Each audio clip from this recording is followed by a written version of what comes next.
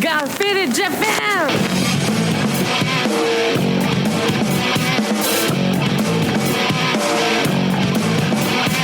Yeah, all the time I'm on business. I'm all about my business, but I ain't got no briefcase. Yeah, all I got's some whiskey.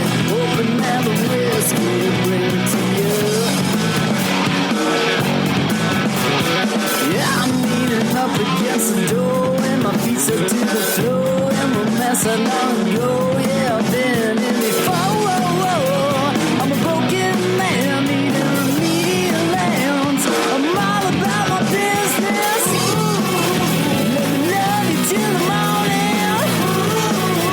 Let me love you till the morning, yeah. Please, sweet Jesus. Sweet baby Jesus.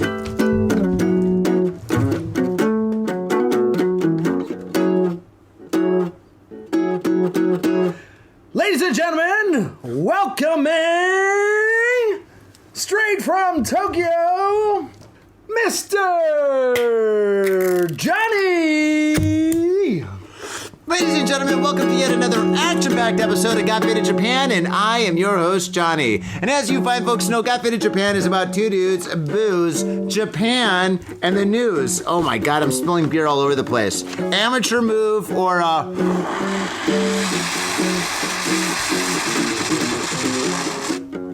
seasoned alcoholic, a little bit of both. Oh man, faders.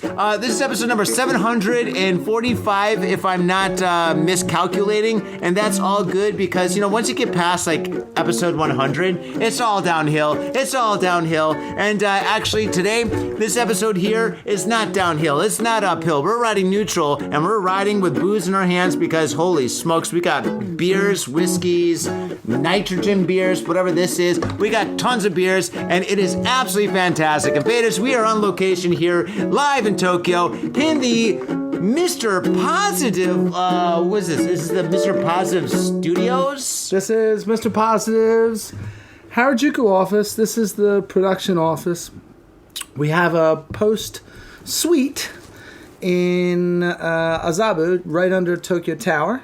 But this is where all the production stuff happens. And we've dressed this frame here to make it look like something cool, but what you can't see is that the other side of the camera is just stuff that we need for production, which is like coffee servers and fluoro vests and Segways and 360 cameras and Wow. Ronin and batteries and VFX mirror ball, and it's just a bunch of stuff in an office that we use for film shoots. But if you ever visit Mr. Positive, come to the Tokyo Tower office, because this is our view.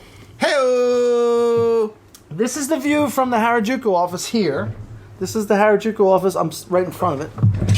This is the Harajuku office view. That's the view out that window right there.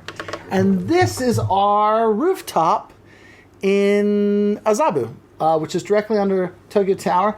And Johnny painted this and did a nice Mr. Positive on the Tokyo Tower, because I've seen Chanel up there, I've seen Gucci, I've seen other stuff, and I've always gone, God, I wish I had the money to put my logo up there, and I don't. But anyway, in my dreams, this is that. And Now then, you did. Yes, we did. We got it. And You then absolutely did. Down here's a little nice little desk with a bottle of whiskey on it, which is what we like to do at the other office. So anyway, but we're here in the Harajuku office today because that's where the painting is, and Johnny painted it, and it's a nice backdrop for our podcast. Yep, absolutely. And thank you very much for hiring me and commissioning me to make this beautiful piece. I think this painting is absolutely spectacular. The colors are vibrant. The balance is just absolutely spectacular. The concept is gorgeous. It's a beautiful painting. I love making it. And yeah, and the small one right there, they both go together, you know, regarding like the color scheme and the design and stuff. They're absolutely beautiful paintings. But this podcast is not about me. No, this podcast is about you, Peter. So Peter, President, CEO, creator, God. Oh, there we go. That's the view from this. So for all you guys watching this on YouTube, he's taking Harajuku. So all you guys watching this on the YouTubes, he just showed you the what you call the painting up in the camera and stuff. So you should definitely be checking us out on the YouTubes. But Peter, it's an NFT. And what? No, I don't do it. I used to do NFTs, man. I sold like 20 of them, and now I'm just like fucking thing. Did you ever get into NFTs? No, not at all. You didn't? Stupidest thing ever. Really? I never saw 20. anything. Oh, did you? Yeah. Well, I maybe like over 10, under 20. So like I never maybe saw like anything 17. I wanted to buy, and then at the same time, it's bizarre because I thought anyone could take a screen grab of it and they would own it too, in the same way that I. And that's how I made a lot of money. Well, No, I'm joking. great. I'm That's joking. great. No, I just took my artwork, animated it, made it into NFTs, and put it up there and stuff. And yeah, I sold a couple of them. Did I get rich? No. Did I make any real money? No. But did I have fun? Did I learn something? Yes and yes. So, you know, it was a fun experience, you know. I mean, everybody's talking about NFTs for like, 3 months? And yeah, I rode that wave. And I'm sure it'll come back, and I'm sure. I think that's. Think so? No. It's interesting. I don't want to get too deep into this, but when you see something like the .com boom in America when I was in my 20s, and all of a sudden like dogs.com was buying ads on the Super Bowl and everything was Pets.com. Pets.com. What the hell is going on here? Yeah. It'll never replace the stores or anything. And sure enough, it did. So the NFT thing has to hearken or be a telltale of what will eventually. I don't know what's going to happen with it, but I would keep an eye on that space. Anyway, yeah. Well, you know, the best thing that came out of NFTs was that people learned what fungible meant. What's fungible mean? Well, non-fungible tokens. People are like, oh, NFTs, non-fungible tokens. And then everybody, and I know you're out there because I did the same thing. I'm like, what the fuck does fungible mean? And I'm like, oh, it means you can't copy. Okay, all right. So it's like a non-copyable token. Okay, I get it. So, you know, everybody learned a new word due to NFTs. All right, well, that's great. Yeah, it is kind of good. Now we're all smarter. Well, let's try to learn some more words on this podcast. All right. So, Peter, you created Mr. Positive. Mr. Positive is an amazing company. You guys have produced a lot of great material and content and videos. I love exactly everything that you do. It's absolutely spectacular. So let's take Mr. Positive and go back for all the faders and people out there that do not know what Mr. Positive is or what you do. Okay, so Mr. Positive is a film production company based in Tokyo, Japan. We produce, by and large, commercials. We produce commercials shot in Japan for overseas. We shoot commercials shot in Japan for local clients. We shoot music videos. We shoot short films. We turned down a feature recently. We don't necessarily do features. I like short projects because I like to put we go hard out and really put everything into these short-term projects, and then at the end of them I love saying to clients, that was fantastic, see you later, goodbye. And then it's just a very quick turnaround. I always say to young people who come in and want to work at Mr. Positive, I always say production's great because it ends. Things end. Things come to an end. You create something, you create a piece of content, it ends. You're not kissing the same ass all the time. You kiss that ass for like a month, and then they fly away, or you move on to the next project and something ends, and then you can say to all your friends and everybody on the World Wide Web or whatever, you can say, look at this cool thing that I made. And then you might get some rest time, or you might go straight into the next thing. We've been extremely busy the last 6 months, and I think that's because Japan's kind of a hot place at the moment, and there's a lot of people that want to produce their content here. We've done some really great, the music videos I think I enjoy the most, but they have the least amount of money. I also enjoy really fun commercials, which are great, and we have a couple coming out for a big alcohol brand debuting in America, I think next week, which will be fantastic. All shot here in Japan. Big. It was a huge, big set. That was probably one of the biggest productions that I ever done. We just did that recently, which is great. Anyway, so it's film production, and Tokyo Tower office is a post suite. So we do editing, grading, color grading, VFX in that suite. It's just a beautiful suite with a comfy couch to sit and craft the work in post. Post is post production, editing, color grading, that kind of thing. It's a real beautiful office. Great location. On the first floor, there's an amazing restaurant. Love it. Absolutely love it. And that's the roof. And that's it. Right there. And I gotta say, that balcony is massive. That balcony is like the size of my apartment. Yeah, well, it's not just Mr. Positive. We share it with the rest of the building. But anyway, this is... I'm extremely pleased with the color palette and the work. But we make commercials and we make music videos, yeah. And yeah. That's fantastic. How did you start this business? A lot of people that come to Japan, they wind up being English teachers for like... I was an English teacher. 10 years. Well, there we go. So it's just like, and then a lot of people like either they go back home or they continue English teaching. Or, no. If anybody who watches this thing, is everybody like 50 years old like me? Or a lot of kids. A lot of kids? Well, I mean, all ages, but a lot of younger people in their 20s, teens. Good. Okay, well then... What I want to say people that should not be drinking. I came to Japan originally. I studied anthropology, University of Chicago, and then I came here to do my ethnography, and I taught English for the JET program, Monbusho, in very northern Hokkaido.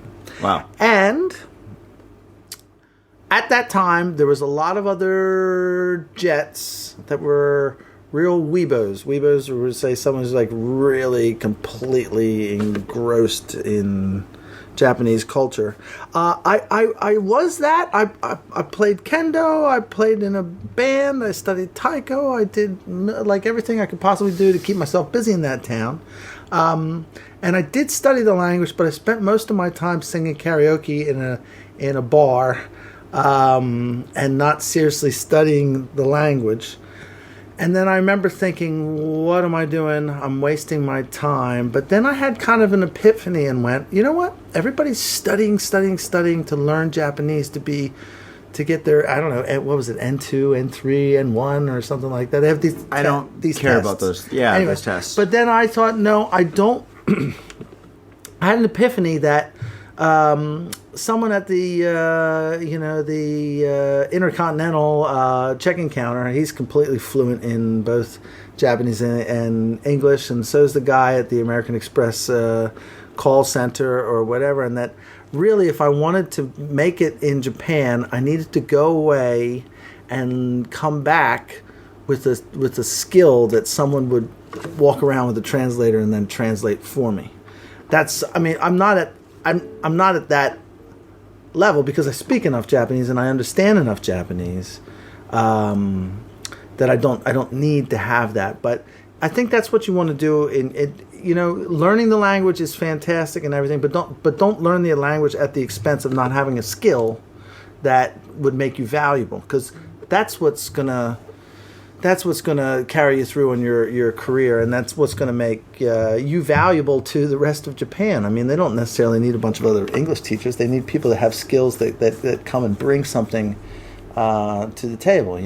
So that's my advice. Anyway, I was an English teacher, and then I got an offer to work for Puma because I spoke some Japanese, and they were trying to turn their licensee into a subsidiary. Japan was like the biggest market for Puma in the world, but it was owned by a licensee called Kosa Lieberman, and then the apparel was owned by someone called Hit Union, and they wanted to take that over and make it a subsidiary, which means they want to make it like a proper Puma entity. So anyway, I came here, and then I was also the guy that was like, I traveled well, means I get on a plane, you could sit me in the shittest economy seat and pay the lowest fare, and I was just happy to just travel and do that. So I ended up going to Australia, New Zealand, Singapore, Malaysia, blah, blah, blah, everywhere in Asia Pacific that had a Puma office. And then I became the Puma brand guy. And then SARS, the last pandemic hit. I was living in Hong Kong. Actually, they moved me to Hong Kong to work close to WorldCat, which was because all the footwear and apparel was made in Guangzhou. So I moved to Hong Kong, and then SARS, the last pandemic hit, and then they all said, "Auf Wiedersehen, goodbye. We were going back to Germany." And I went, "Oh, fuck, well, what am I going to do?" I was working, I was licensed out to them with an American agency. And the agency said, "Well, you need to come back to America." And I was like, "Well, I don't want to do that." Because my wife is Japanese, and I'm still married to the same woman. I learned enough Japanese to talk to one woman, and that was 25 years ago, and I'm still married to the same girl. We were living in Hong Kong together, and then she didn't necessarily want to go back to America because I think Philadelphia was quite hard for her. Sorry, I'm jumping around here, but it's if you follow it, it's I guess interesting. But Philadelphia was very hard for her because Philly's a funny town. It's like this neighborhood's fine, and then you know that this neighborhood's fine, but don't walk across the street into that block, because that's a bad. And then I have like sensor for that, growing up in Philadelphia, when you walk into another block, you go, "Oh, maybe I shouldn't be here. This isn't a good." It's a lot of cities like that. A lot of cities, right? It's a lot of cities like that. Northern Hokkaido's not like that. Well, So she overslept she was going to Drexel, and she overslept on the train and went like one or two stops too far, and she said, "Oh, it's only 30 minutes, I'll just walk." And then she walked from West Philly back to the thing. When she got home that day and told me she did that, I was like, "Are you out of your fucking mind? What are you doing? You can't do that." And then I think it made Philly kind of scary for her. And then, so it's kind of my fault. And I was just a bit protective. And then, so she didn't want to go back to Philadelphia, and then we went to Japan and then sat on our hands and thought, well, what are we going to do? Well, this pandemic's happening, with SARS is happening, and then I got the call from someone in New Zealand to come down and start a film company with them. And then I worked at that film company. I mean, I was a young guy, so I didn't have any money to put into it. I was just working for somebody else. And then we built that company up. And then I went to Australia to start their office in Australia, because for New Zealand, Sydney's the big smoke. So it was like, I'll go to Sydney. I started that office in Sydney. We did a lot of work. We had some great directors, really, really great directors from all over New Zealand and Australia. The most famous you might have heard is Taika Waititi. Taika Waititi went on to do Marvel and Thor and a bunch of other films and stuff like that. Anyway, So I was working with Taika, and then Taika went, "I'm moving to LA to do Thor," and I actually it's like kind of one of those things where someone says something to you and you go, "Oh, what the fuck am I doing with my life?" Like that guy goes, he's not coming back. He's going to go do feature films. He's not going to come back and do commercials. I mean, we're doing really funny commercials. Did this funny commercial with this masseuse. There was a man dressed as a female masseuse, and every time they did a close up on his big hairy hand, it was so funny. And then she would say, "I'm a model," and of course the guy, she's massaging the guy, and the model, "Oh, you're a model, right? Yes, hand model. So many hand jobs, so many." He would write these scripts. They were very, very funny, and we did so much stuff. So anyway, when he said he was going to go to LA, I was like, well, what the fuck am I going to do? And then I was like, well, the Olympics are coming. The Rugby World Cup's coming, and that's followed by the Olympics.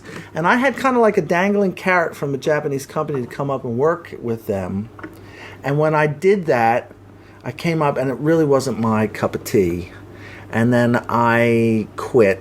And then my wife said, "What are you going to do?" And I said, I don't know. And then she said, "Well, you're Mr. Positive. I'm sure you'll figure it out." Because she's called me that kind of in a shitty way for 20 years of marriage. And then when she said that, I went, oh, that's the name. And I literally that night made a website called www.mrpositive.work, because that was the only thing that was available. And then that's still my website. And then the company just took off from there. And that's like almost 10 years ago. Bravo! And that's a show. Wow. Oh my goodness. Jeez Louise. Okay, so yeah, there's so much to dissect from that. Oh my gosh, I don't even know where to start. But okay, so you started Mr. Positive 10 years ago. After all that stuff happened. After coming up and having it all that baloney. Kind of a coming up. I mean, after is that still on? It's on. After coming up to Japan, and kind of walking into a shit sandwich. I wasn't. It was, it sounded like greatest thing to come and start a film company in Japan with an international film company in Japan. And when I did it, I just didn't gel with the management, the upper level management. And then for that, who does? And it was probably my time when I didn't want to be just working for somebody. So, yeah, but Peter, that's like a sign, kinda. When you're working at a company that you think is going to be like the best company ever, and it's kind of shitty, maybe the management's not like the way you thought it would be and stuff, not going to like put any words in anybody's mouth or anything like that, but it was just not what you thought it was going to be like. And so you're just like, you know what? This is the sign. This is it right here for me to do my own thing, right? Yeah. Well, but it's scary. I mean, everybody always says you should do, people would say, I think you should do your own business. And then I'd always be like, yeah, what if it fucking fails, I think, the other advice is if, I remember somebody else offered me a job at the same time that I was starting Mr. Positive. Yeah. And then I said, should I do that? And someone said, what are you talking about? Somebody else wants to buy that fucking Pete Grasse brand? Go for it. Do it. Mm-hmm. So I did it. I did it for a bit, but I really was not. I just was in a point in my life where I just did not want to work with somebody. Or for somebody. For somebody. Yeah. No, I'm in the same boat. The other epiphany I had is I was talking to somebody last night about growing the business bigger, because I can't do everything. And then we grow it bigger, and this guy runs a company of like over 100 people in Singapore. And he said, yeah, I mean, you get people, and then you inherit people, and then you just have to hire people because you need people to do those skills. And then I said, I don't ever want to have an office that I don't want to go to because I don't want to sit at the table and work with that motherfucker. I want to keep working with, I just want to love and appreciate and be entertained and enjoy everybody that works at the company, rather than trying to get every single job and working with somebody that I don't like. You want to keep it positive. I want to keep it positive. Keep it positive. That is absolutely fantastic. Man, so all right, going back to like, people coming here as English teachers, that they come here just to be an English teacher to get their foot in the door in Japan and stuff. What would you recommend for somebody that wanted to start their own business or do something different, other than learning Japanese, of course? I would say if you want to start your own business in Japan, number one thing is to go. First of all, it's very simple. Just go and set yourself up as a sole proprietor. It's literally a thing that you do at the tax office. And then once you're a sole proprietor, that's your business. You are your business. Your business is your name. John Doe. Yes.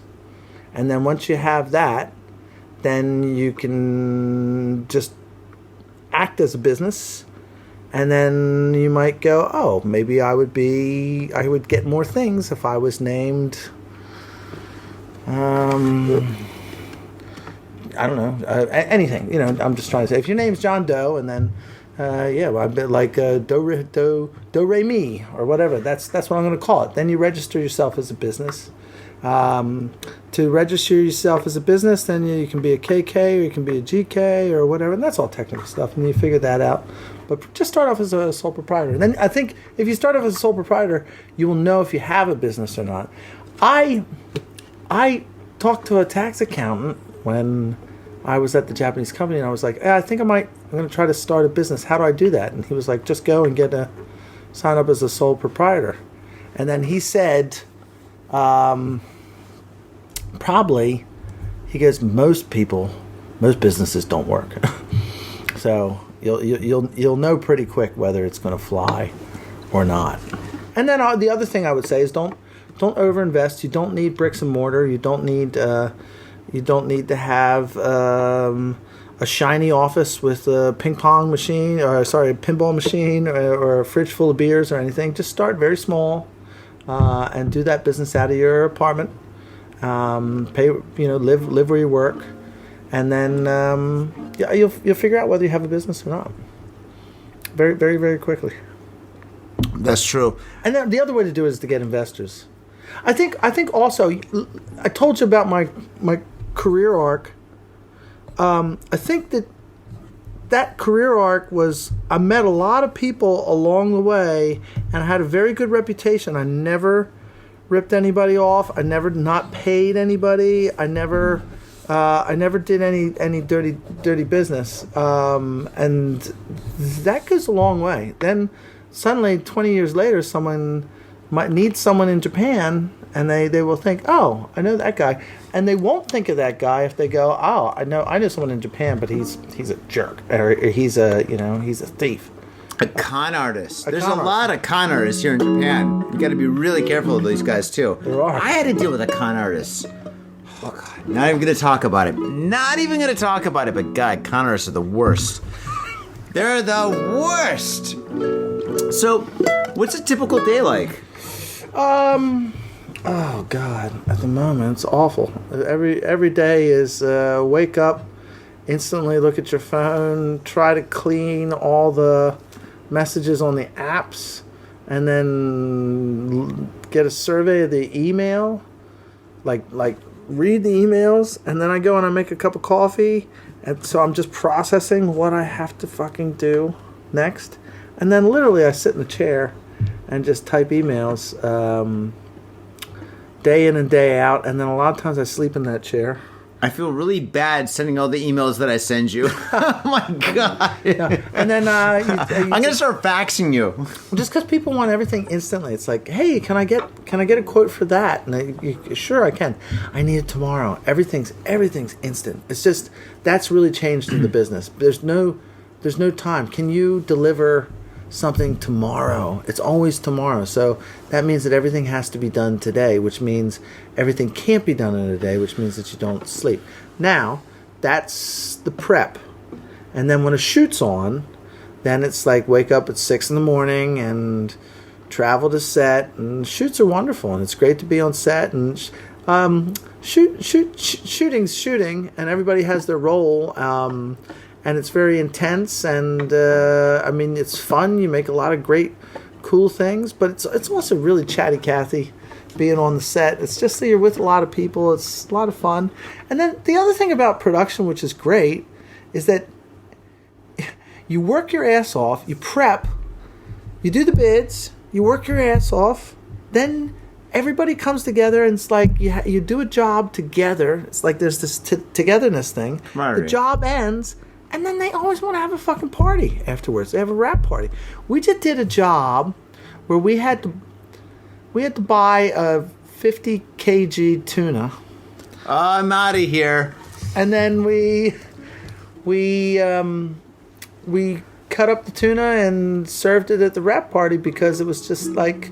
And then we invited everybody else from all the other wrap parties that we had. It's just you're constantly. I was there. You're constantly trying to give back and show people that you appreciate them, and just have a good vibe, because when you really need them on the next job, you want them to be there. We had a job cancel recently, and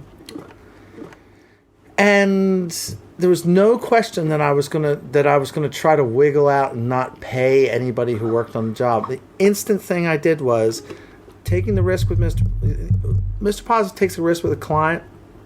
They cancel. Of course, I'm chasing them for the money, but Mr.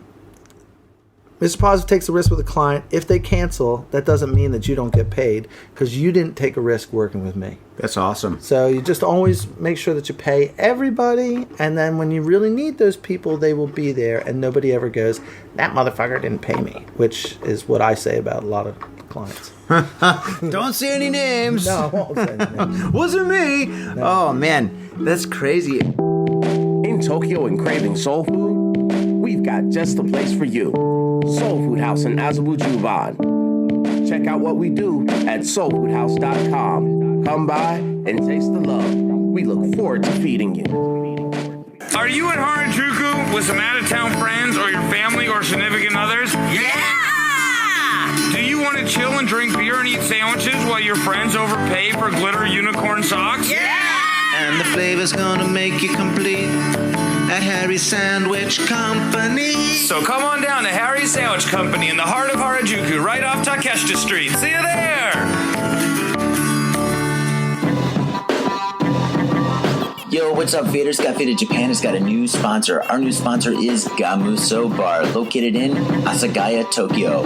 If you're kicking it in Tokyo and you want to get your groove on, get your fade on, you better get your ass down to Gamuso. Gamuso is located in Asagaya. It's about 11 minutes from Shinjuku Station on the Chuo line. Gamuso has weekly bands, weekly performances. And hell, if you got your own event and you want to hold it at Gamuso, we'd love to host you. So contact Gamuso at www.gamuso.com. That's www.gamuso.com. That's right, Gamuso has not only beers in the bottle, but beers on tap. We've got every drink you want, so come on down to Gamuso. Gamuso, and if I'm working, tip me. Have your attention, please. Attention. Hey, yo, what's up, Vaders? Johnny here. You know I love booze and news, but I also love art. So come on down to thespiltink.com and check my art out. I've got tons of stuff there for you to check out. I've got paintings, I got prints, I got videos. And I tell you what, if you like a painting, I could probably sell it to you. And I tell you what, if I can't sell you that painting, I will definitely sell you a print. I've got prints of all my work. Prints are about 2,000 yen each, about $20. But if you buy two, you get the third one for free. So come on down to thespiltink.com. Yo, and on top of that, I'm looking for commissioned work. So if there's something that you want me to do, I can make it for you.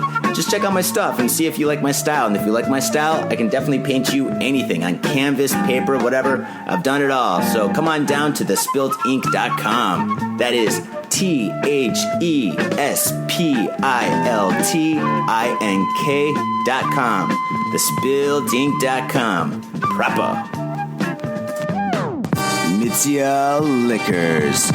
Yo, what's up, faders? If you're in Asia, if you're in Japan, if you're in Tokyo, if you're in Asagaya, you better get down to Mitsuya Liquors.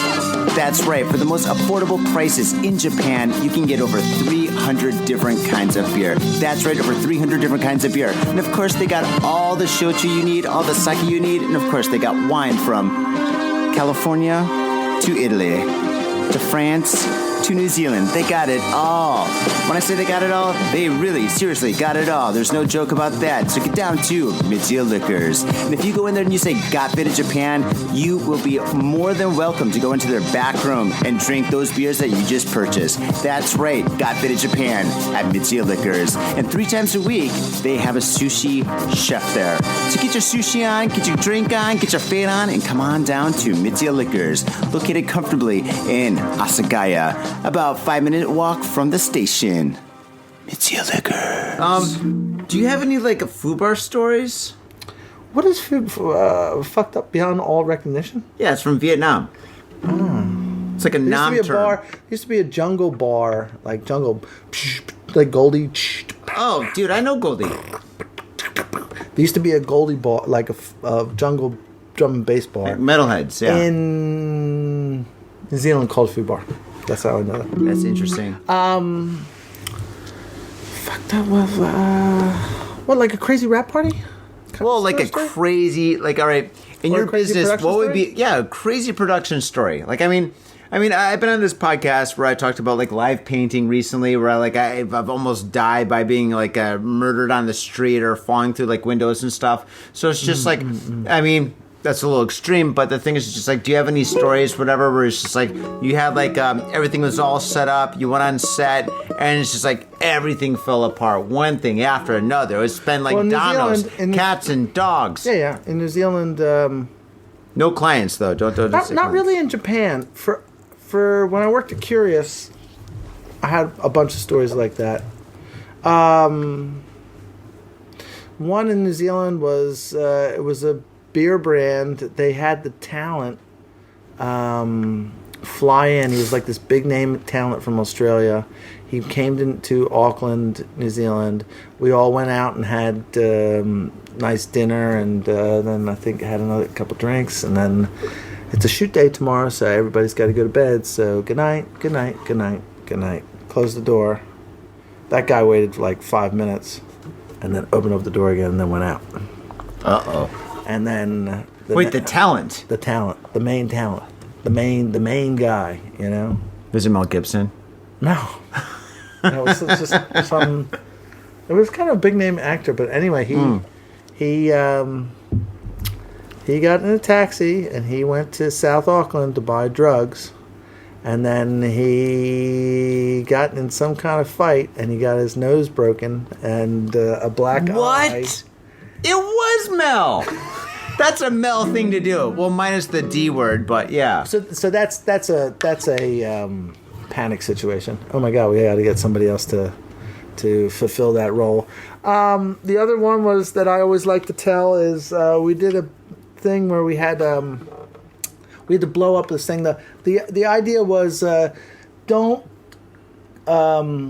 quit your day job. Quit your day job. Quit it. Show. I won't say the brand, but show this brand what you can do, your special skill, which was like beer pong, or I don't know, like being able to make your ears. Wait, this is the concept? Concept. Okay, got it. If you have an amazing talent, tell 90 Beer Company what that talent is, and we will pay you. We will pay your salary for the next year to develop that stupid talent. And it just had to be like the stupidest thing. It had to be like beer pong or something like that. And it was a really funny concept. But we had to blow up an office. We built an office out in the countryside, and they put $10,000 worth of explosives in this. In Japan? No, this was in Australia. Oh, I was going to be like, holy smokes. And then they blew it up, but it was on an early red camera. And they blew it up, and everyone was like, oh my God, wow, play it back. And on the early red cameras, there was very close delete, and replay was very close, and the guy fucking deleted the footage. Really? And everybody... Can you say fired? Yeah.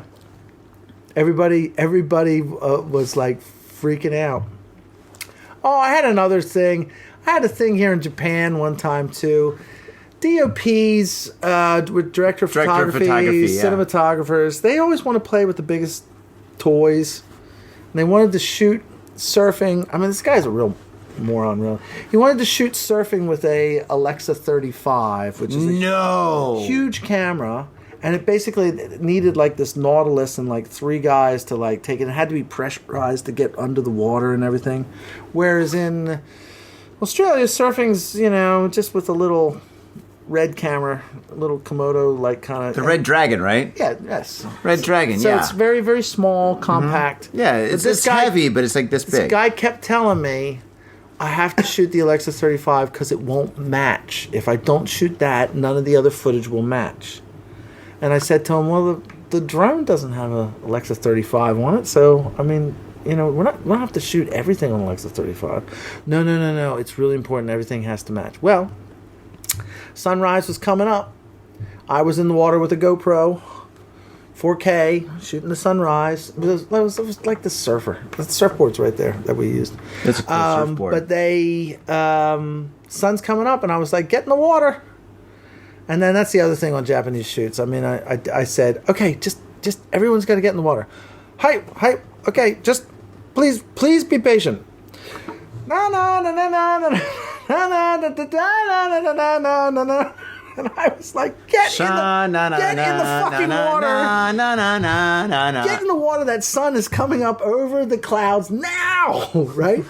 And then the DOP was walking in. Looked like he'd never worn a wetsuit in his life.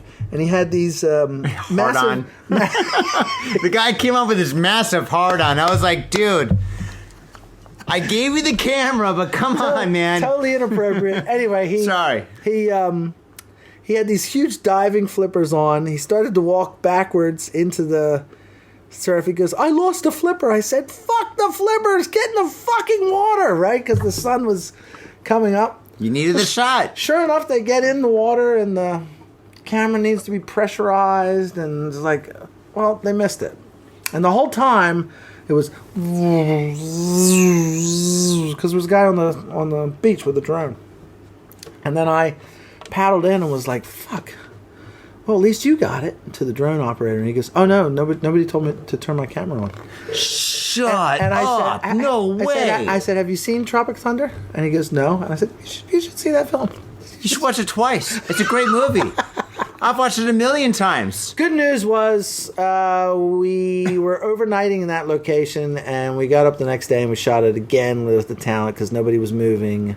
So we got the shot. That's the good news. But at the same time, yeah, that's like a fucked up beyond all recognition. I mean, but there's also so many happy, wonderful, happy accidents. Yeah, happy accidents. Yeah, that happens with all our work. Wonderful contingency things that just are there and work out, and oh my god, it's amazing. And then that's why production shouldn't be so rigid that you say we can't. No, I always say this. You know what kills people? Not boats. Schedules. They're going to say salt. No, because they salt. Diabetes. I got a problem with salt right now. No, but you know what I mean? It's like people always think that like the boating accidents are what kill people, and it's that they have to get out at this time or they have to get back at this time, and people just don't wait and say, I'm not going to risk it and I'm going to take time. I always say what fucks up jobs sometimes is the schedules, because people don't allow the serendipity of saying, oh my god, look at that gorgeous tree or what, I don't know, whatever, and then let's just make a plan. I did a music video here and was middle of fucking soccer season, and then we were there, and I remember saying to the location manager, why aren't we shooting this gorgeous blonde-haired girl in a sequin dress in front of a fucking soccer team? He was like, oh, that's not for this video. That'll have to be another video because we haven't planned that or whatever. And I was like, are you out of your fucking mind? Or nobody boarded it, or nobody thought about it. And I thought, well, they just didn't know it was going to be soccer season. So why don't you make the contingency to make it happen somewhere? God, dude, that's the difference between me and the rest of the world. Because if I see something that's gonna be cool, I go for it. Like for example, even a painting and stuff, I'm like, you know what? I think we need more orange. Orange? No, trust me, it's gonna balance everything out. Just like these happy accidents that you can just like find and go with and stuff. Gosh, yeah. True. He did say more orange, and I was like, really? Orange is the way to go. But that's the other thing, is that I'm not a painter. And I would never profess to know more than Johnny. So I just would say, okay, let's go. I mean, I guess I fucked up sometimes. I've gone with people that I think are really, really good. But you know it straight off. You know straight away when people are rock stars and when they're not. And then sometimes you get on the day and you go, oh, that guy has no idea what he's doing. Or like when we shot with Hoyte von Hoytema, who is the Christopher Nolan's DOP, when we shot with him here in Tokyo, I mean, yeah, that guy fucking knows what's going on, and he commands the room, and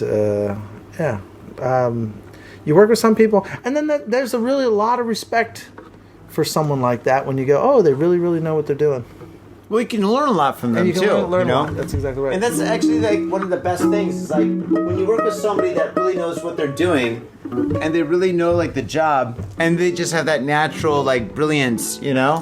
Working with them just kind of rubs off a little bit. And even if it doesn't, it just inspires you, you know? And I think that's really 100%. important. Yep. I mean, for me, that's why I love like my business and art, you know? I meet tons of artists all the time and every so often you just meet an artist that's like just so naturally incredible that just it inspires you to work harder to the point where it's just like it's 10 o'clock 11 o'clock at night, you're home, you're thinking about having like a beer and watching like YouTube or something, you're like, nah, fuck it, you pull in your like sketchbook and you start like fucking sketching and stuff. You're getting tired. I've only got a few more questions. No, I'm not. You're not? I'm not. You're not? I'm not tired. Are you not tired? All right, cool. Nope. Okay, all right. And it was an interesting story, and I did like that. And what made me think there was like, yeah, I absolutely know exactly what you're talking about. I love finding people that have inspiration. You you- inspire me, by the way. Because you want to, you too. Come by. Give me some love. Kampai. Give me some love, brother. Cheers. Yay. Cheers. Oh my god, thank you so much for doing this, man. Holy smokes. Do you want another beer? I'm gonna get another beer. Yes. All right, let's get some beers. Okay, all right, as I'm getting beers, okay, dream project. Like full-length movie, like an independent movie that you created, a script that you have somewhere, whatever. Maybe just working with a client that you think would be super awesome or something. What would be like considered like a dream project for you? Well, we're kind of already doing it. I'm doing a job at the moment It's a good answer. that we shot in Pakistan, Thailand, Vietnam, and China. Whoa. But I was too busy on everything else that I couldn't go on the shoot. And that really bothered me because having studied anthropology and having, traveled around a lot, I really love to go somewhere I've never been before. I don't need to go to Shanghai. Of course, it would be something different shooting in Shanghai. And I have shot in Vietnam before, and I have shot in Thailand before, but I've shot in Beijing, but I haven't shot in Shanghai. And that would have been fun, of course. But going to Pakistan, I'm really fucking pissed off that I missed the opportunity to go to Pakistan because I was just too busy. I'd go for the food. So, yeah, I would. Food's gotta be awesome. It's going to be awesome. Yeah. And then the guy that I traveled with was like, he's French. And don't be offended if I did the accent. But he was like, I am not going to eat anything in Pakistan. No, it's more like, I am not going to eat anything. No, I'm joking. sorry. We got French listeners and viewers. Sorry, guys. Merci beaucoup. C'est la vie. C'est la pour coller. It's more like, Ouais. Oui.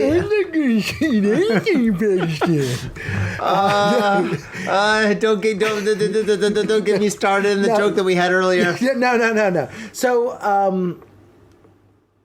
he had sound reasoning. He did not want to go to Pakistan. It was the first shoot of like a 10-day shoot. He did not want to go to Pakistan and get violently sick for the rest of the shoot. So his basic thing was, I'm not eating anything. That's kind of smart, to be honest. If you're not used to the food. But I would never, ever have the ability to say no. And then I can't say no to good food either. But still, it's kind of a smart thing. He's like, I don't know the food. I go there. I don't know what I stick in my mouth. It goes in my belly. I'm a yahoo. I don't know. I mean, seriously. I mean, you get sick. Dude, I've had food poisoning in Thailand before. Mm-hmm. Not fun. Especially when you're getting a massage. Yeah. That's a different story. I had food poisoning. No, I don't know if I had food poisoning. I eat a lot of chilies, and I was in the back of a taxi in Thailand, and it was a long trip. I can't remember where I was coming from, but I was coming back into Bangkok, and then I had to say to the taxi driver, "You need to pull over." And he was like, "What? What?" And I was like, "You need to pull over now. I'm carrying a bomb." You said that? Yes. Wrong thing to say in a different country, especially in a taxi. Everybody's got a cell phone. He's like, I think. Well, I was gonna do a French accent again, but he's like, I'm carrying a bomb. I think I got a terrorist. Did you have a beard? No, maybe okay. I did. I don't know. Anyway, I'm carrying a bomb. I said, just pull over to the gas station, and then Gas station and bomb. That's even worse. Oh God! I ran into the bathroom. I'm surprised this guy's here right now. I think he understood what I was trying to say. Oh gosh, yeah. No, I had food poisoning, and I had a massage schedule with my wife at this like group massage thing, whatever. You know, it's like, I don't know, it's a couple thing. So anyway, yeah, that wasn't fun. It was the most stressful massage I've ever had in my life because I thought I was gonna shit all over the fucking table. Do you know how fucking terrible that is? Especially when they flip you over, and they start massaging your stomach. And you're like, oh God, oh God, oh God. Dude, my toes were, I don't know if you know this, but if like when you got like food poisoning, you're trying not to like, you know, like poop your pants, your toes go like really tough like this. They squeeze, you know? Dude, my toes were so And she tight. was trying to massage her. She's like, yeah, you know, they massage your stomachs and stuff like this or whatever. And I'm just like, and I can't be like, I've got food poisoning because my wife paid for it. It was like this whole romantic thing. Not romantic at all. I spent like fucking like 4 hours before that in the bathroom, but I can't say to my wife like, oh, we got to cancel this, whatever. I mean, dude, I'd have hell to pay. Talk about food bar. Oh, man. So. Yeah.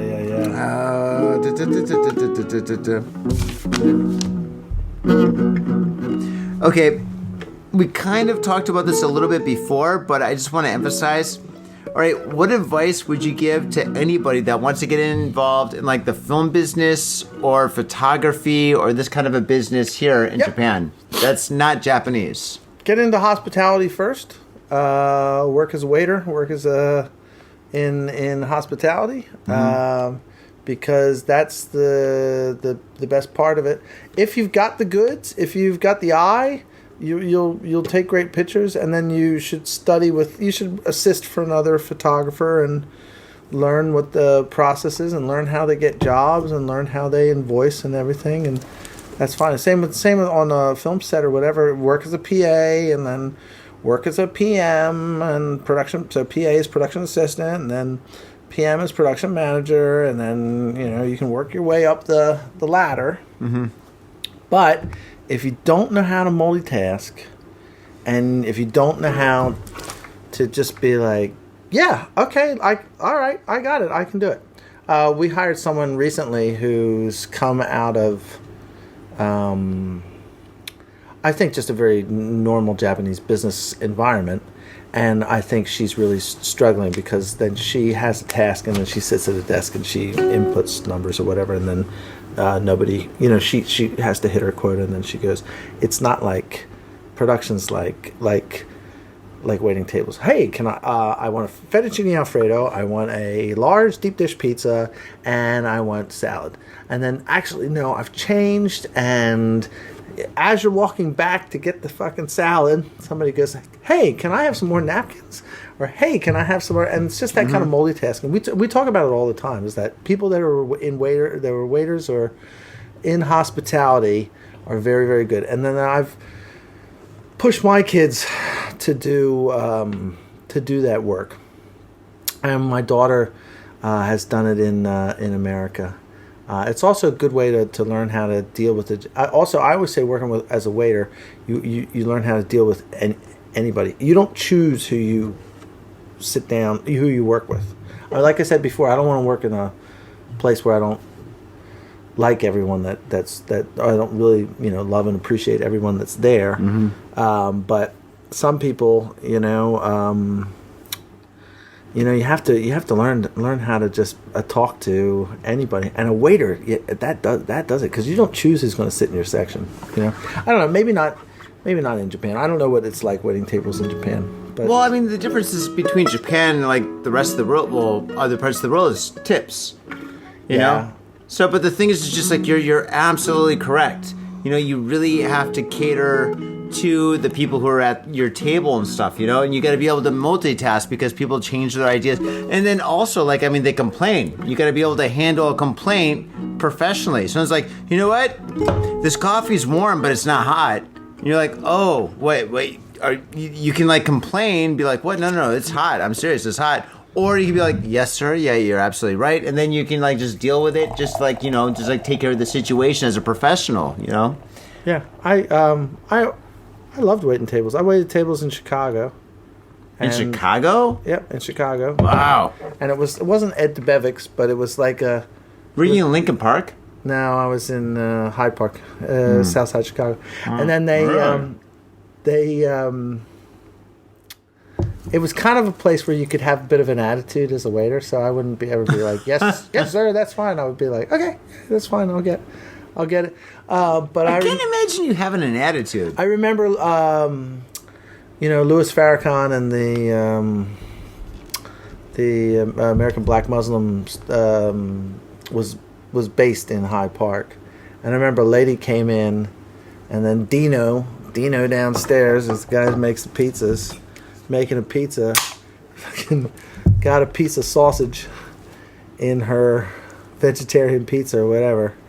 Oh my God, when that pork hit her lips, she ate sausage, A Muslim vegetarian ate pork?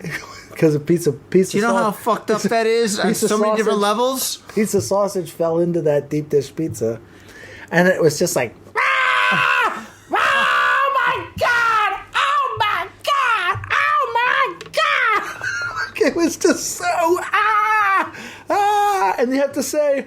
Then I said, oh my God, I'm so deeply sorry. It's pork! Oh my God! That's so funny.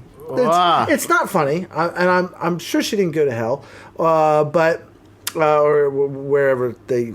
Sorry, man. I'm not religious, so I don't know. I'm not being insensitive to religion, but she ate the pork, and it was a crisis, and then so you have to deal with it.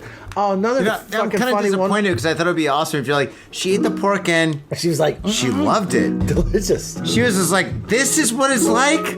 Nobody told me. How could I be on this planet for so many years and I had no idea that the pork tasted this good? This is amazing. Meat lovers pizza. Who's got some bacon? I'm gonna eat the shit out of this bacon pizza. Yeah. Sorry. Your neighbors are gonna call the cops. Trotters. Give me some trotters. Oh God. It's Chicago. I thought there's meat and everything over there in that city. Yeah, it was funny. Oh fuck! Yeah, I had so many different weird people in Chicago. You don't say. No, it's just so many weird people come in and take you, and then they sit in your section. And you have to deal with them. I had people came as a in. Waiter, yeah. That was another. That's a good. It was a good scam. They got caught though. They came in. They said, we want to sit in the non-smoking section. They sat in the non-smoking section, and they immediately lit up 2 cigarettes. And I had to go over and go, hey, you can't smoke here. You want to sit in the smoking section? Because you can't. We had a smoking section there. You can't sit in this. And they were like, no, it's okay. We'll go. And then they got up and they left. And then as soon as they left, the woman at the other table was like, my bag, because that was the scam. Dude, rip somebody off Sit by down, smoking, and then they say you have to leave, and you go, no, that's fine, I'll leave, and then they walked with the bag. And then I remember that is genius. It was genius, but doofus ran outside and chased them down the street, and they got into a car and sped away. And I got the license plate number, and I called the cops, and they got him. And they came back and gave the lady the bag, and she was like, if you ever want to come to Milwaukee, I will definitely take care of you. And where's Milwaukee? I've never wanted to go to Milwaukee. No, that's a joke. I'd love to go to Milwaukee. I'd love to go anywhere. I've been there. It smells great. I bet it's great. I'd love to go there. But yeah. Anyway, I went to a rave there. Ah, that's cool. Yeah, dude, I used to go to raves every single weekend when I was in high school. Someone last night said, when did you live in Chicago? I said 93 to 97. 420 parties. Yeah, Chicago is famous for the 420 parties with Terry Mullen. And? Frankie Bones, Frankie Knuckles. Yes, there's a place called Red Door, and there was I don't know that. Frankie Bones, or Frankie Knuckles. Yeah, house music is from Chicago. Yeah, I remember. Yeah. And that music was like, wow. Yeah, it was fun. Yeah, oh man. A lot of ecstasy.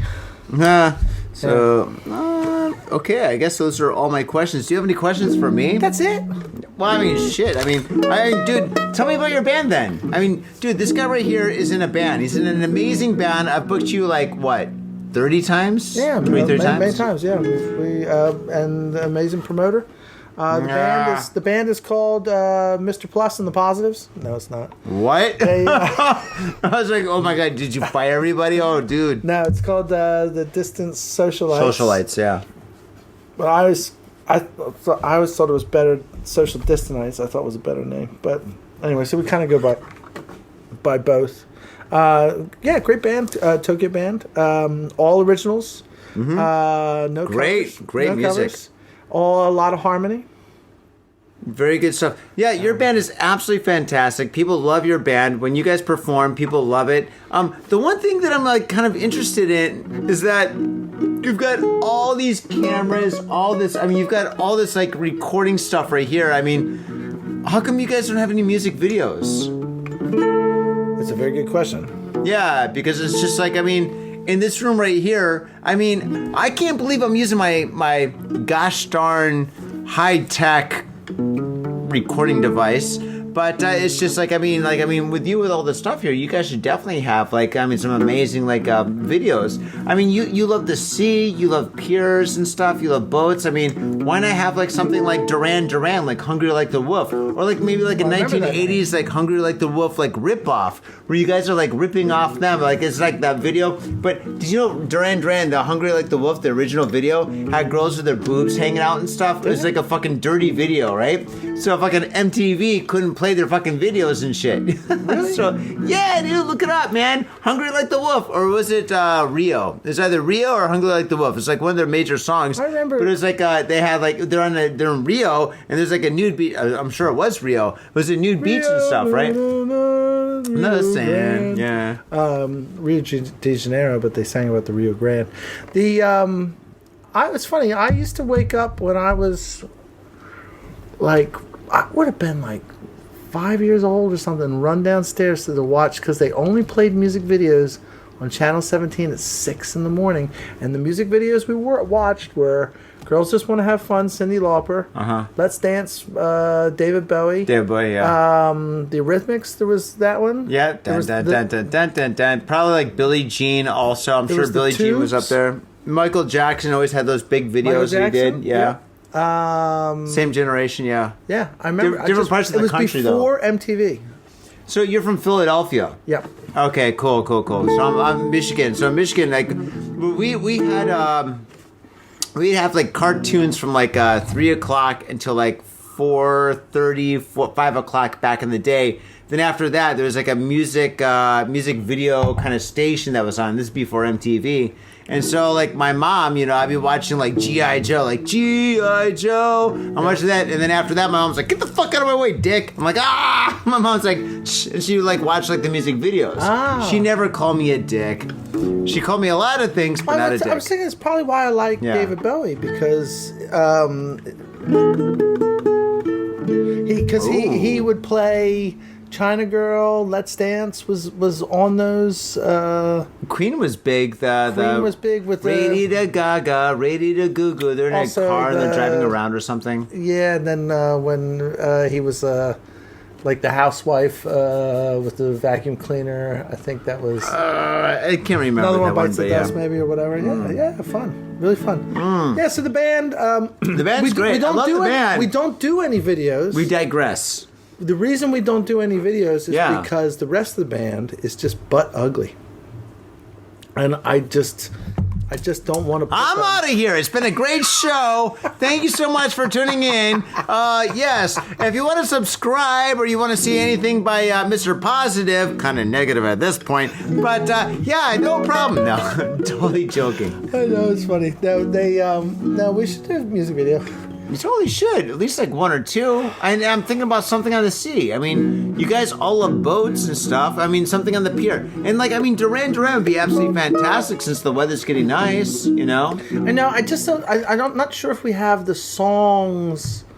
I just always try to think what. They used to play this song. It's like the song that they'd written when I first joined them. Mm-hmm. It was had a train vibe, and I remember thinking, oh, that would make a nice. Oh, a video on the train. That'd be kind of cool. The whole thing was about a train, and that was kind of cool, and maybe that would work. I love the what was the Duran Duran one? It wasn't Rio. What was the other one? Hungry Like the Wolf. Hungry Like the Wolf. Now, what was the one on the boat? Anyway, I'd love to do a video like that. I think we just have to think of the right song to do it. I do have one. I do have one that I always try to play with the band, and that I think would make a great video, and I think would be really, really popular in 2024. But it just hasn't been a hit. Why can't I be gay? Why can't I go the other way? You know, I've drank twice as much as you right now. I know, but I do think that song would be super popular. Wait, no, that's the song? No, I've said to the band, that would be a #1 fucking hit. Why Can't I Be Gay? In Mardi Gras or something like that. Okay, we've had many deep conversations regarding the Dead Milkman, and I think that the influence is like fucking like super like fish hooks deep into your soul, because the thing is like... I think it's very funny. Why can't I be gay? Yeah, I got a shotgun in my pocket and I don't care what you say. It's like, what the fuck? But yeah, it's Dead Milkman-esque. That would be really that would be a fun. That would be a super hit. I know your band members, and I know two that would disagree with that. Yeah, they just. They'd be like, no. I said to him, it's not a call for help. It's not like it's a call for help. No, it's a call for redemption. It's not a call for anything. It's just a funny thing to say. It's just like, why can't I be gay? And by gay, you can substitute. Oh shit, dude! I'm gonna dig Why my can't grave. I go the other way? I just thought it was a very funny thing. We have a lot of good songs. You do have a lot of great songs. But I'd like to have more. I love Frank Zappa. Yeah. Don't eat the yellow snow. Watch out where the Huskies go. Yeah. I like the Zappa stuff. I think he's got a great He's a genius. sense of humor and everything. Yeah. But his songs too aren't very 2024, that's for sure. They're very Well, fuck 2024. Yeah. Fuck like the being PC and politically correct. All the people that are PC and politically correct right now are gonna be fucking like looking like assholes in the next like 5 or 10 years, you know? I always think The that's pendulum always goes the other way. So all those people are just like all like a super like PC. In the future, they're gonna look like dicks. Just be yourself. Just be yourself. Other people have said, it's not real. It's like people's online personality, like people's online, like everything's like kind of like a show. And then in that sense, it's just like being a devout Christian, like 100 years ago, and then maybe not being such a devout Christian. I think everybody wants to be, I think politically correct is kind of like a kind of an old term now, but I think people want to do that. Well, it sounds like doing the right thing. Sounds like doing the right thing. Yeah, but Being it's a devout just like Christian. Well, yeah, but I mean, in reality, nobody is. But nobody. No, I think people believe in Christianity as a belief system, yeah. and then it's the same with the with the woke movement, is that people believe in it as a belief system. But I guess it's just as distasteful there, where people put it on, like, it's just as much as a Christian like trying to sell you into Christianity. It's just as distasteful for someone to try to sell you I into. don't think Christians do that so much anymore. They though. don't. I met some Christians. I told you I was at Design Festa, right? When I was at Design Festa, it was me and my friend. We just got some beers and we got some food. And we needed a place to sit, and like they had all these tables. They had all these hundreds of tables, but there's like fucking 50,000 people there. So there's like not 50,000, maybe like 20, thousands and thousands of people. So it's impossible to find a table. But we saw these like international people at this table that's really big, and there's like 4 of them, but nobody else is sitting next to them, right? Makes it international. But anyway, so I was like, dude, let's sit at that table. Well, they're gonna talk to us. It'll be fine. So I walked up and I'm like, hey, do you mind if we sit down with you guys or whatever? And they're like, oh yeah, have a seat. So we sat down with those guys, and they were missionaries, right? Really? Yeah, they're missionaries, and they're at Design Festa, and they were like, the name of the church is like the Saint Latterdale Saints No, of this, that, this, that's and the the other Mormons. thing. Maybe. That's the Mormons. But they didn't look like Mormons. One guy had long hair. No, it's the Church of Latter-day Saints. Maybe that was That's it. the Mormons. Yeah, but they were super cool, right? And like and we didn't even talk about Jesus. They told us like what they were and stuff. And we're like, all right, cool. So you're here for this, whatever. Cool. So we just talked about the event, and like I asked them about America a little bit because I haven't been there in a long time, you know. It was like really cool. Yeah, it was fine. I forget what the point is, but yeah. The point is that the Christians they didn't give a shit about talking to us about religion. They're just like hanging out and just like eating some food and stuff. Yeah. Yeah, I went past I bicycled past the church, the Mormon church in Hero the other day. There's a Mormon church in Hiro? It's this huge one. It's this huge thing with this big like golden statue on top. It's huge, and they were all Really? standing outside in their Hiro? white shirts and their ties. And I was on my bicycle, and my natural instinct was to go Mormons. But I Like actually, Seinfeld. Oh, I actually shit. thought. Oh god, dude, you blew my hat off. I was like, what? Dude, you blew my head off. I was like, What a dick thing to do. Why would I say that? Like, they're just doing their thing. They're the nicest people. They're the nicest people. I mean, there's, Mitt Romney, who ran for president. He was he's a Mormon, and then their whole thing came out about they wear magic underpants, and they have there's a lot of interesting eccentricities to the Mormons or whatever, and that's what makes me want to yell Mormons. That's stupid, but at the same time, why would you do that, man? You wouldn't like go by. I wouldn't do that. It's just funny. Anyway, That's very South Park. Ah man, but your band is South absolutely Park, yes. It's very South Park, but that's pretty awesome. can I sing a song? I would love for you to sing a song. Because Wait, that's not a mandolin. A ukulele? What is this? this is a like a quarter size. I think it's called a quarter size guitar. It's a quarter-sized guitar, so it's a real guitar. It's a Spanish guitar. Oh It's a yeah. nylon-string Spanish guitar. Yeah, in And the then Mission in San Francisco. I bought it on a bender in King's Cross in Sydney one time, and I remember I was just on such a bender, and I was like, I just want to play guitar. And I walked into a conveni, like a mixed business kind of place that had hookahs, and then in the back they had a bunch of fucking guitars like this. And upside down crosses. And I bought that, yeah. Really? So but I wrote a song for this, Let's hear it. and that I never hear it. I never get to sing because it's only for this guitar. Here, let me just move this a little bit closer to And you. it's about I went to high school in South Africa, and it's a little place called Mussel Bay, and then I used to sit there. I was an exchange student, right? And I used to sit there on the steps and look out on this ocean view, and then I read Crime and Punishment, and then I read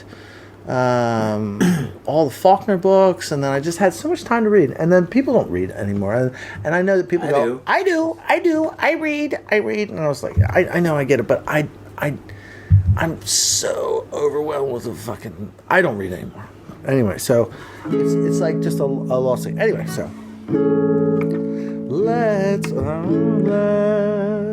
let's go. Oh, here we go. I know where we can go today.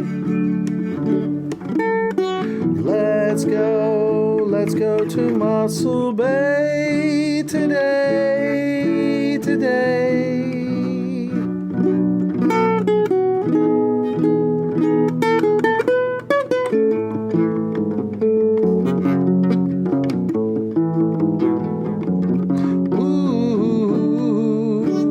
Let's go to Mussel Bay. I know where we can go today. Let's go to Mussel Bay today. Just for the day.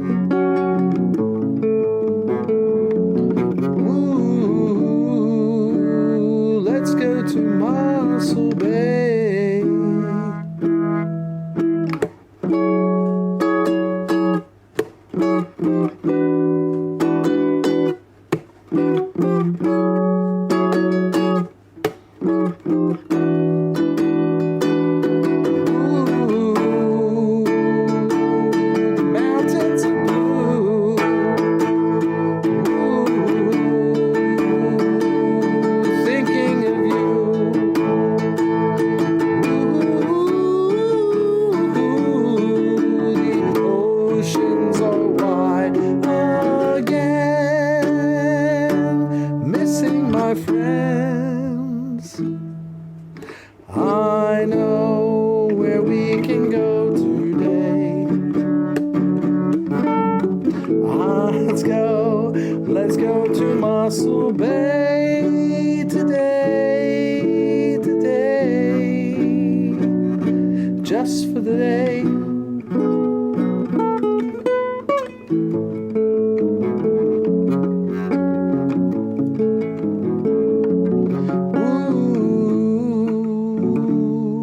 let's go to Mossel Bay.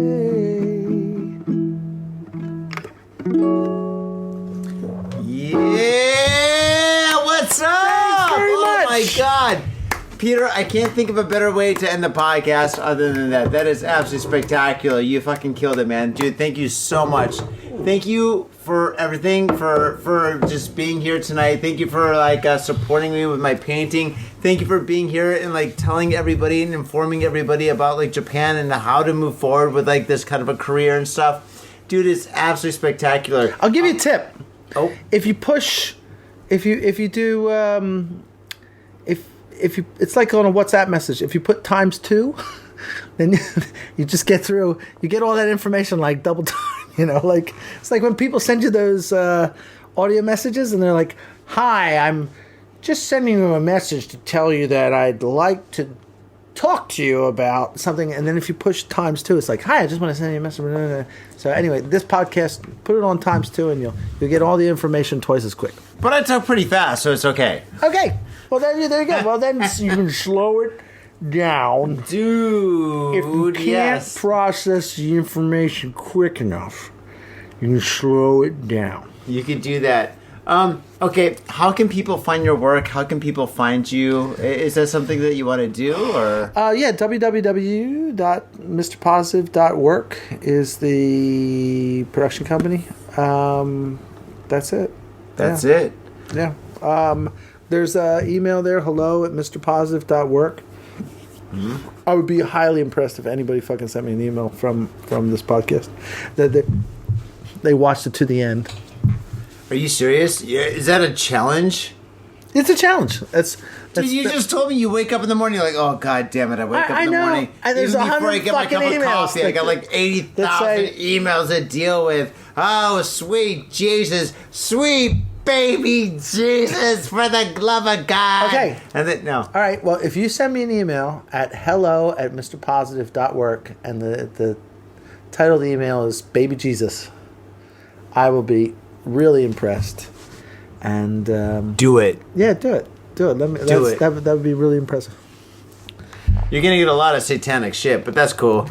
Yeah. Baby Satan. Peter, thank you so much. Thank you. I really appreciate it. Faders, thank you so much. Dude, it was such a great podcast. Thank you so much for letting us do this and stuff. And thank you so much for inviting me here to your beautiful studio. It's great to be here again. I mean, this place is magical. You've got so much stuff that you're doing here that it's just you're just creating so much every single day. Yeah, just so much. Being here, it's just it's inspirational.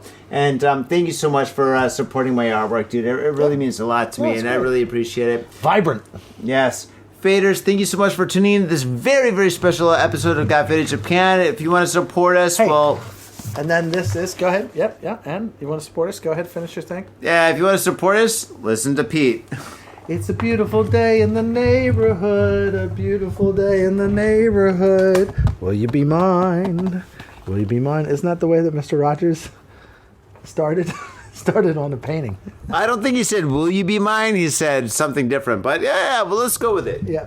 All right. See you later, guys. Bye-bye. All right. On that note, Faders, thank you so much. Peace. My little brother, a goddamn shit-sucking vampire. Oh, you wait till Mom finds out, buddy. I've got a government job to abuse and a lonely wife to fuck. As far back as I can remember, I always wanted to be a gangster. God, the pressure! I can't take it! I can't take it! I can't stand to it! You sure excuse me? We're going drinking! We came, we saw, we kicked his ass! Your move, creep. Man, I will never forgive your ass for this shit. This is some fucked up repugnant shit. Suicide, it's a suicide. Ah, fuck it, dude. Let's go bold.